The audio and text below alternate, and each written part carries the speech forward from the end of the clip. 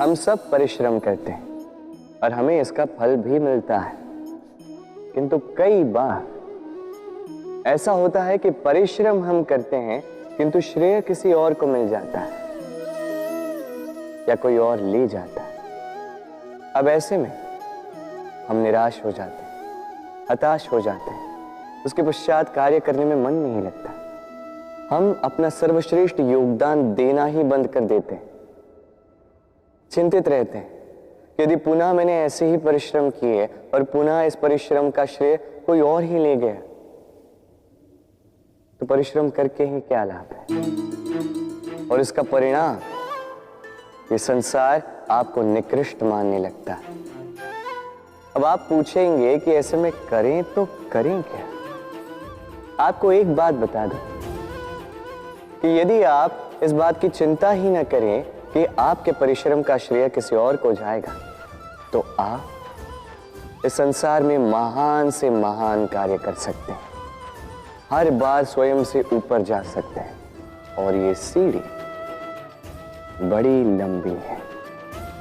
स्मरण रखिएगा, जब किसी बगीचे में पुष्प खिलता है तो लोग माली को श्रेय देते हैं, किंतु जब सुगंध आती है तब लोग माली को नहीं पुष्प को स्मरण करते हैं। इसलिए निर्विकार प्रयास करते रहिए, परिश्रम करते रहिए, आपको श्रेय अवश्य मिलेगा। भले ही लोग आपको श्रेय देना भूल जाए, कि प्रकृति कभी नहीं भूलती। हम मनुष्य जिनसे प्रेम करते हैं उनके लिए सब कुछ करने की चाह रखते हैं। अब जैसे माता पिता को देख लीजिए, अपने संतान के लिए क्या कुछ नहीं करते, जन्म से प्रयास करते हैं कि उन्हें वो सब दे सके जिसकी उसे आवश्यकता है। उसका स्वास्थ्य ठीक रहे इसलिए उसकी देखभाल रखते हैं, उसकी चिंता करते हैं, आजीवन प्रयास करते हैं, धन अर्जित करते हैं ताकि संतान को एक घर दे सके, ताकि संतान आनंदित रह सके। किंतु इसमें कुछ न कुछ, कहीं ना कहीं अनुचित। अब आप पूछेंगे कि इसमें अनुचित भला क्या है। हमें अपनी संतान को कुछ देखकर संतोष मिलता है तो इसमें अनुचित क्या हो सकता है। आप ये नहीं समझ पा रहे हैं कि आपकी संतान को आगे जाके इसी का बहुत बड़ा मूल्य चुकाना होगा।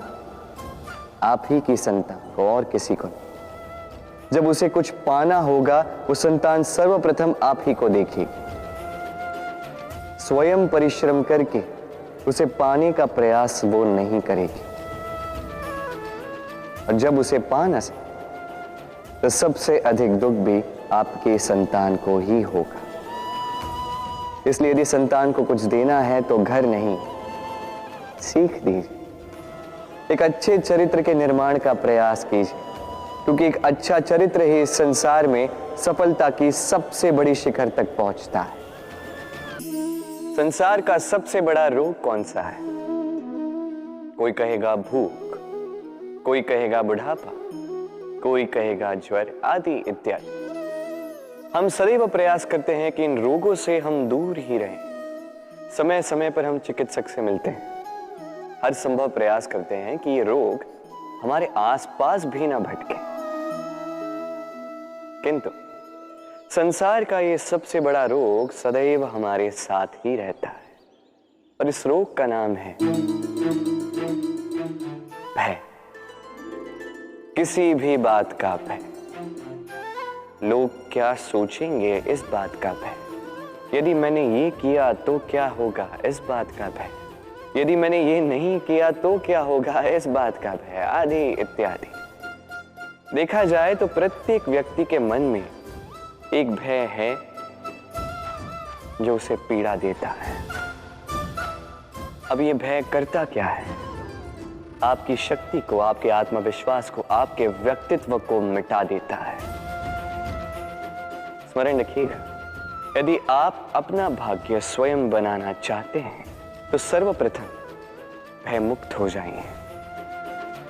आप स्वयं देखिए कैसी विचित्र सी बात है, जो अब तक हुआ नहीं है उसको लेके हम इतना भयभीत होते हैं कि वर्तमान में स्वयं को पीड़ा देते हैं। इसीलिए जो अब तक हुआ नहीं है उसकी चिंता मत कीजिए। हाँ, जो हो चुका उसकी समीक्षा अवश्य करें, उससे सीखें अवश्य और जीवन में आगे बढ़ें। जीवन में हम सभी, मेरा अर्थ है हम सभी, केवल ऊपर उठना चाहते हैं। ऐसा कोई नहीं है जो नीचे गिरना चाहे। किंतु आपको वास्तविक सत्य से अवगत कराऊं तो नीचे गिरना अति आवश्यक है। जब आप नीचे गिरते हैं, सर्वप्रथम आपको ज्ञात होता है कि जब आप ऊंचाई पर थे, वो स्थान, वो समय, उसका महत्व क्या था। उससे भी बड़ी सीख, जब आप नीचे गिरते हैं तभी आपको ज्ञात होता है कि आपके अपने कौन हैं, आपके पराये कौन, आपके हितैषी कौन हैं और वो कौन है जो आपसे ईर्ष्या करते हैं, आपसे घृणा करते हैं। देखिए, जब आप गिरते हैं उस समय जिन्होंने आपके लिए हाथ बढ़ाया आपको उठाने के लिए, वो आपके अपने हैं। और जब आप गिरते हैं, ध्यान से देखिए, शांति से, जो आपको देकर हंसे वो आपके पराये। और ये अपनों और परायों के बीच का अंतर आपको तभी ज्ञात होगा जब आप गिरते हैं, तब नहीं जब आप उठते हैं। इसलिए गिरने से कभी भयभीत मत होइएगा, ये आपको जीवन की बड़ी से बड़ी सीख दे जाता है। इस कील को देख रहे हैं, इसका आकार कितना सुगम है और इसी आकार के कारण इसे बड़ी सरलता से दीवार में ठोका जा सकता है। किंतु जब आप इस कील को पुनः दीवार से बाहर निकालते हैं, आप देखेंगे कि वहां एक चिन्ह रह जाता है। अब इसी की भांति होते हैं हमारे कहे कड़वे शब्द। जब हमारे मुख से ये कटाक्ष निकलते हैं, ये व्यक्ति के मन को आहत कर ही जाते हैं। उसके पश्चात भले ही आप उनसे क्षमा भी मांग लें, किंतु फिर भी उनके ये घाव नहीं भरते। आपके कहे ये शब्द, ये चिन्ह उस व्यक्ति के मानस पटल पर अंकित रह ही जाते हैं। इसलिए मैं सदैव कहता हूं, इन शब्दों की शक्ति को समझिए, इसकी महत्वता समझिए। ये शब्द ब्रह्म है, क्योंकि जहां ये शब्द आपको विजयी कर सकते हैं, वहीं ये शब्द आपके व्याकुलता के कारण, आपके वाचलता के कारण, आपकी उत्सुकता के कारण आप पर विपरीत प्रहार भी कर सकते हैं, भले ही आपकी मंशा अनुचित ना हो। राधे राधे।